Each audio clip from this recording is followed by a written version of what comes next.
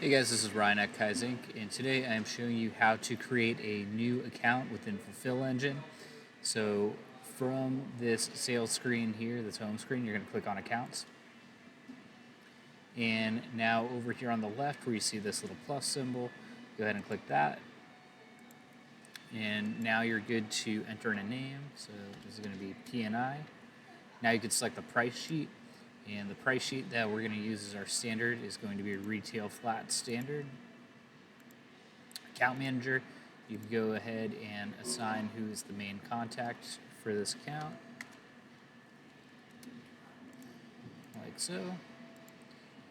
Priority, we're just going to leave at the default, so now we can hit save. And you can see that now the account has been created.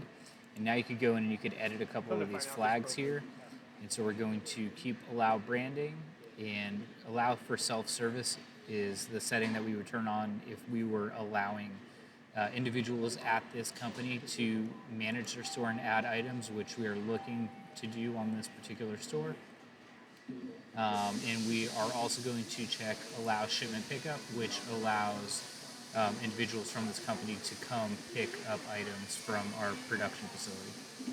So we're going to go ahead and hit save, and that is how you create a new account. And on the next video, I'll show you how to create a store. Thanks for watching.